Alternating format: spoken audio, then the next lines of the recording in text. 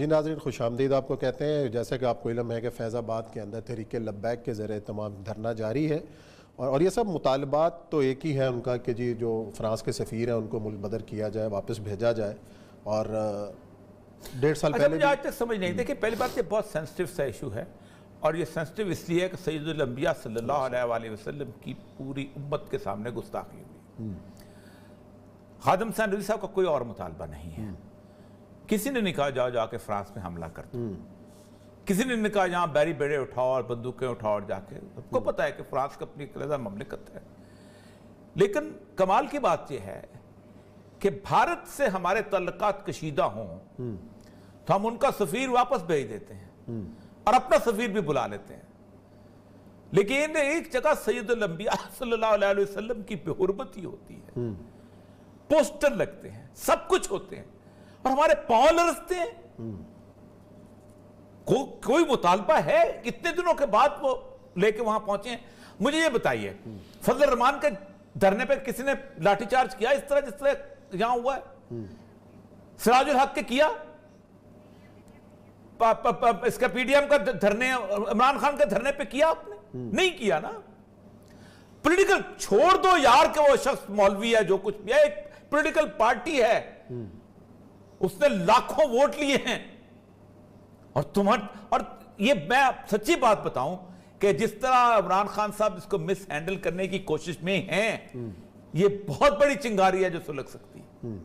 اس لیے کہ وہاں کوئی شخص اپنے کسی ذاتی میں سب کو جانتا ہوں, بڑے قریب سے میں نے ان کو دیکھا, انہوں نے کوئی شخص ذاتی قرض کے لیے نہیں کیا. یہ کہیں گے جی گمراہ کیا ہوا ہے, مذہب کو استعمال کرتے ہیں, تم نہیں کرتے رہے ہو. جب پہلا دھرنا ہوا تھا عمران خان نے کس کا ساتھ دیا تھا؟ آسیہ مسیح والے دھرنے میں عمران خان نے کس کا ساتھ دیا تھا؟ خادم حسین رضوی کا ساتھ دیا تھا. کیوں؟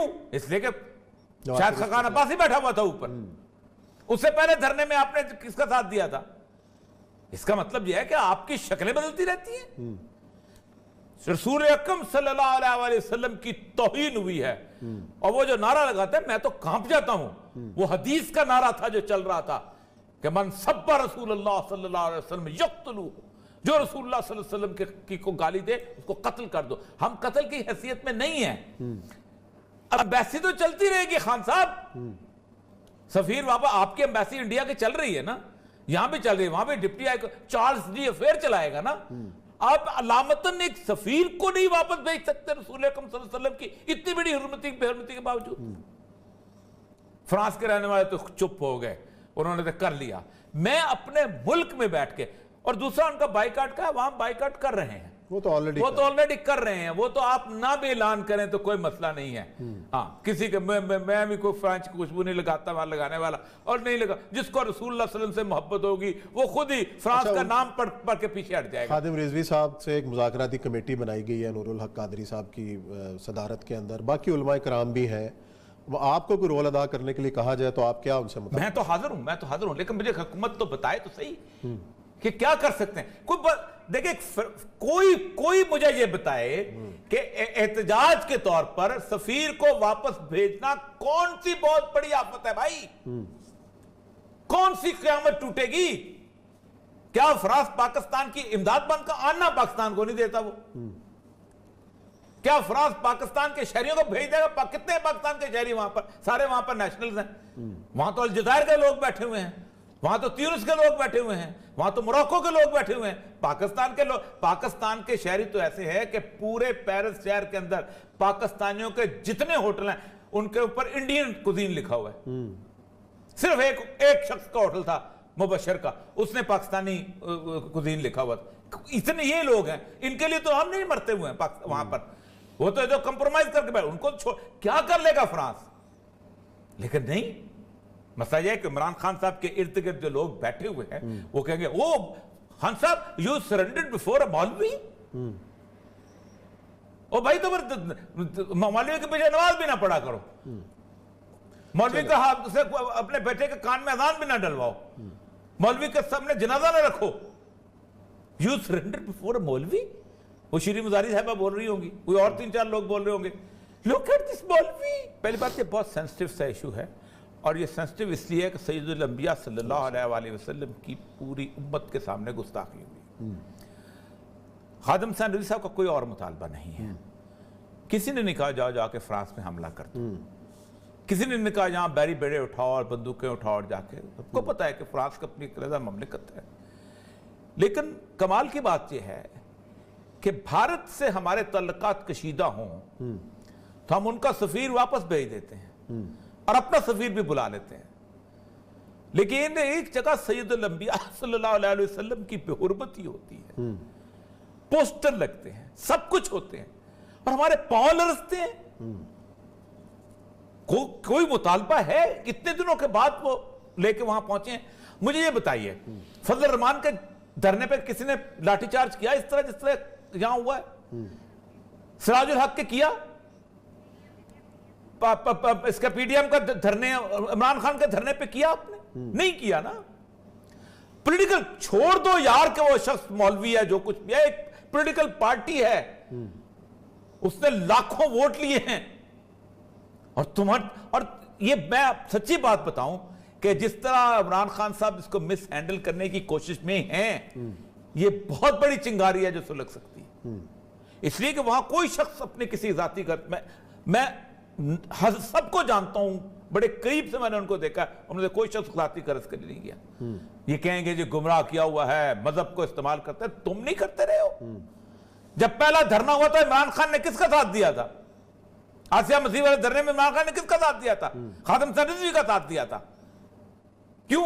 اس لیے کہ شاید خاقان عباس ہی بیٹھا ہوا تھا اوپر. اس سے پہلے دھرنے میں آپ نے کس کا ساتھ دیا تھا؟ اس کا مطلب یہ ہے کہ آپ کی شکلیں بدلتی رہتی ہیں. رسول اکرم صلی اللہ علیہ وسلم کی توہین ہوئی ہے, اور وہ جو نعرہ لگاتے ہیں میں تو کانپ جاتا ہوں. وہ حدیث کا نعرہ تھا جو چل رہا تھا کہ من سب رسول اللہ صلی اللہ علیہ وسلم یقتلو, جو رسول اللہ صلی اللہ علیہ وسلم کی کو گالی دے اس کو قتل کر دو. ہم قتل کی حیثیت میں نہیں ہیں.